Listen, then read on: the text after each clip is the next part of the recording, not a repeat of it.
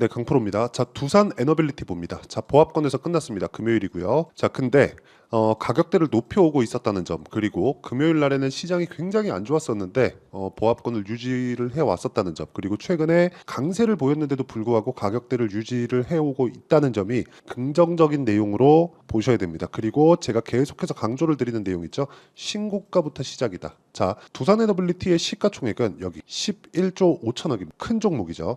자, 근데 대형주라고 하더라도 자, 내용 볼게요 한번. 왜 제가 두산 에너빌리티에 대해서 이야기를 드리고 무엇보다 신고가 구간에서부터 본격적인 시세가 시작이 되느냐, 이 내용을 보시면 돼요. 2020년도에 두산 에너빌리티의 강세 구간이 한 15배 정도 올라가는 그런 상황이 벌어졌고요. 근데 그 시세의 시작 구간, 우리가 매수할 수 있는 시작 구간이 신고가 구간 2020년 여기 대략 한 8월, 7월 그 정도부터 시작이 됐다는 거죠.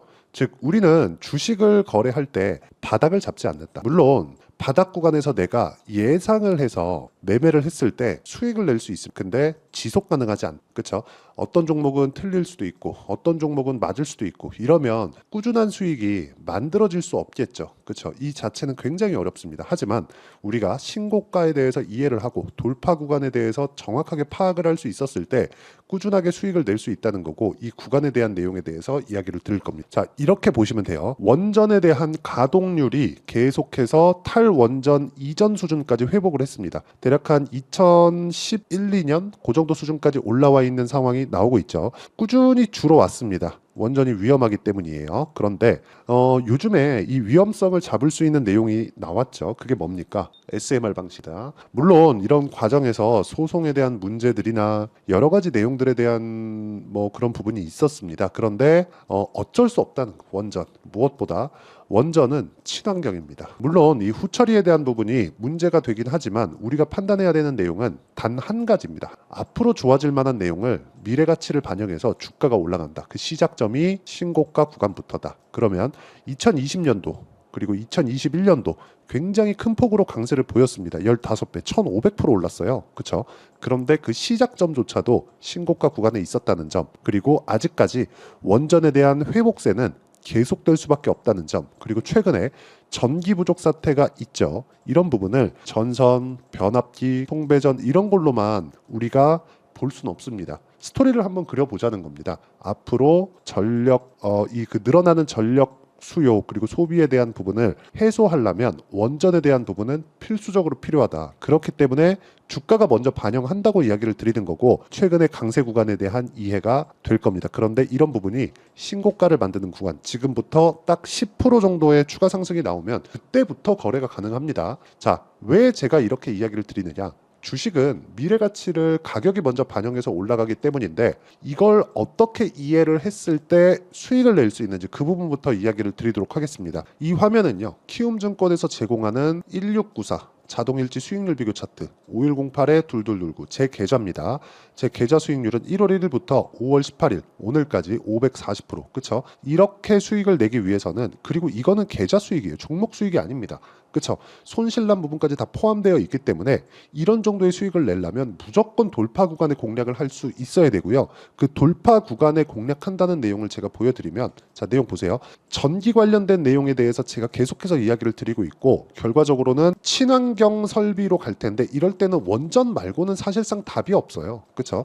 이것에 대한 이야기를 드리는 거고, 그 중에 신고가 구간부터 공략했을 때 아까 전에 제 계좌 수익률만큼의 수익을 낼 수 있다는 겁니다. 그런데 대한전선 보세요. 올라가는 구간, 즉 신고가 구간부터 공략했다는 내용, 그리고 나서 25% 정도의 수익을 2주가 걸리지 않는 시간 동안에 수익을 냈다는 것. 매매하는 구간에서 손실 날 수 있습니다. 손절할 수 있어요. 근데 그게 치명적인 손실로 이어지면 안 되죠. 그래서 분류를 어떻게 해야 되는지 그런 부분도 중요하지만, 무조건 분류하는 종목들조차도 신고가 구간에 있는 종목, 강세 구간에 있는 종목군들을 꾸준하게 공략을 해야 된다는 점, 이런 부분이 중요합니다. 자, 다른 종목군들 같은 경우에도 마찬가지, 재룡 산업이나 그런 종목군들도 최근에 거래한 내용을 보면 35%, 며칠 걸렸죠?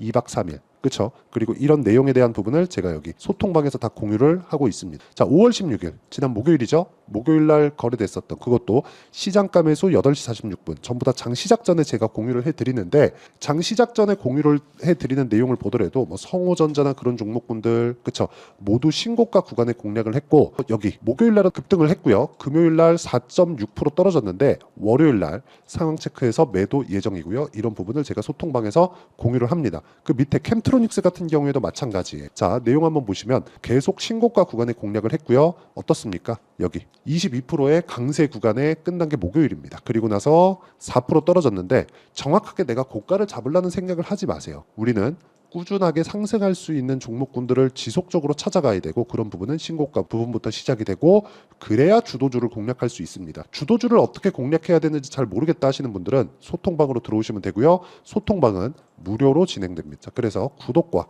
좋아요 눌러주시면 무료 입장 가능하고요. 상단에 있는 전화번호로 구독 또는 10억이라고 문자 보내주시면 제가 소통방 입장 링크를 순차적으로 공유를 해드리도록 하겠습니다. 자, 제가 어떤 종목군들을 공략하는지 그 내용에 대해서, 즉 신고가 구간에 공략한다는 내용을 계속해서 이야기를 드리고 있고, 이 내용에 맞춰서 우리가 두산 에너빌리티를 보면 이해가 되실 겁니다. 제가 왜 두산 에너빌리티를 지금 집중하고 있는. 자, 첫 번째 원전. 그렇죠? 원전은 뭐다? 친환경 에너지원. 그렇죠? 물론 후처리에 대한 문제가 있었지만 SMR로 이런 부분을 잡았다. 그리고 최근에 전력 부족 사태. 그렇죠? 전력에 대한 사용량은 앞으로도 지속적으로 늘어나겠죠. 줄지 않을 겁니다. 이건 어쩔 수가 없죠. 물론 친환경 쪽으로 가다 보니까 효율 높은 에너지원이라기보다 효율 높은 뭐 이런 기기들을 만들기 위해서 노력을 하죠. 미세화 공정으로 가는 그 단계 자체가 전기는 적게 먹고 성능은 유지하거나 높아지는 그런 부분을 만들려는 건데, 그렇다고 하더라도 양 자체가 늘어나 버리면, 예를 들어서 AI 시대가 오면서 전기 부족 사태가 왔잖아요. 사실상 미국이 전기가 부족할 거라는 생각을 우리가 해본 적이 있나요? 없습니다. 북한도 아니고. 자, 이런 상황이 계속해서 앞으로도 벌어지고 전기차 시대가 앞으로 올 텐데, 그 옴에 따라서 전기에 대한 사용량 자체가 늘어나면, 그렇죠? 결과적으로 탄소 배출을 없애고 전력을 만들어내는 방식은 원전 말고는 없다. 그래서 SMR 방식으로 가야 되는 지금 그런 상황에 있고, 이 구간에 대한 내용은 이렇지만 이런 부분을 가격이 먼저 반영한, 실적이 좋아지기 전에 가격이 올라가기 때문에 우리는 그 가격에 대해서 잡아야 되는 그런 문제가 있습니다. 그리고 그 내용에 대한 부분을 제가 여기 소통방에서 공유를 하고 있다는 거고요. 자, 소통방에서는 제가 계속해서 말씀드려요. 시장감에서 8시 46분 장 시작 전에 공유를 해드린다고요. 근데 왜 제가 이렇게 공유를 할 수 있는 거냐? 강한 종목군들을 미리 체크를 하고 그 종목군들을 집중적으로 매매를 하기 때문입니다. 그러기 위해서는 우리가 이평선의 이격도라든지 이런 부분에 대한 내용이 필요하고요. 두산 에너빌리티 같은 경우에는 한 10% 정도 올라가면 고가 매물을 맞사, 그리고 고가 매물을 맞는 구간에서 눌림목이 발생을 하고, 눌림목 구간에서 22평과 62평의 정배열 구간으로 진입할 텐데, 현재 주가와 22평 그리고 62평과의 이격도가 어느 정도 되는지, 그렇죠? 이런 식의 원리가 있을 거 아닙니까? 그 원리에 대한 내용은 여기 두산 에너빌리티의 단기 보유 전략. 자, 단기는 2주입니다. 자, 내용에 대한 부분은 이렇게 앞으로 좋아질 만한 내용이 있어요. 자, 보세요. 원전 가동률 6년 만에 80%대로 탈원전 이전 수준 회복했다. 올해 1월 달에 나온 기사입니다. 그렇죠? 2008년 93.6% 최저, 2018년 66.5%, 그리고 2020년도부터 80%대 2017년 전 수준으로 회복했다. 그렇죠? 전 세계적으로 에너지 안보 위기를 겪은 뒤 곳곳에서 원자력 도입 및 검토를 활성화하는 가운데 우리나라 원전 가동률이 탈원전 이전 수준을 회복한 것으로 나타났다. 최근 최저치를 기록했었던 6년 만에 15%포인트 확대하며 80%대로 돌아왔다. 방법이 없다는 거야. 그러면 때 동안 원전에 대한 2011년인가 12년도인가 그럴 겁니다. 그때부터 이게 일본 지진 때 후쿠시마를 보면서 와, 저 큰일 나겠다 해서 이때부터 없어지기 시작했었거든요. 근데 이런 부분에 대한 내용이 꾸준히 버틴 결과